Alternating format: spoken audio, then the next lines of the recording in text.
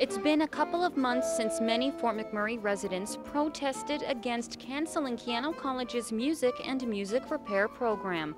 Keyano College President and CEO Kevin Nagel says at the time they decided to cut those programs was a result of challenges they faced with budget. You know, we've seen right across the system fairly significant cuts that are being taken place. You know, we're being held to a zero increase in terms of the amount of funding, but you know, that's not to say that collective agreements and so on don't continue to increase, supplies and services increase. So for us, it's about a 3% cut.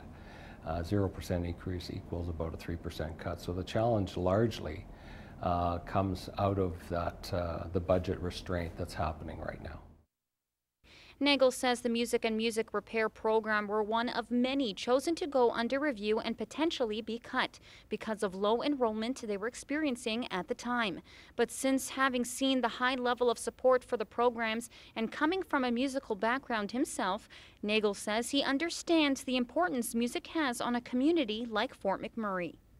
It's certainly not our intent to cut programs when they're viable. Obviously, we're in growth mode here in Wood Buffalo, and we definitely want to push the envelope in terms of, you know, growing sustainable programs for our students and our community.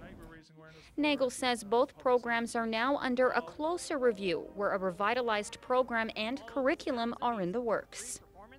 The entire revitalized program won't be available in September, but we are now engaging people to look at revitalizing the curriculum. So potentially it could take 3-4 months in order to do that. So it's not that simple of a sort of proposition, and there are a number of changes that were asked for. So in some respects, next year is going to be a little bit of a development year as far as those two music programs are concerned. Michael DeRocher is the instructor for the music repair program and says he's glad music repair is under the extended review.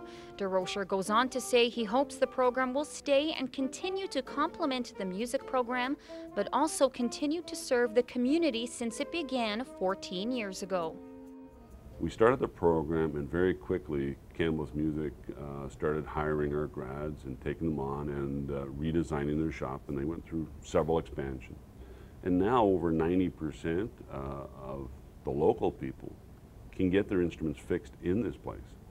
And so if you don't have a history and know where we come from, it's difficult to see how important this has been.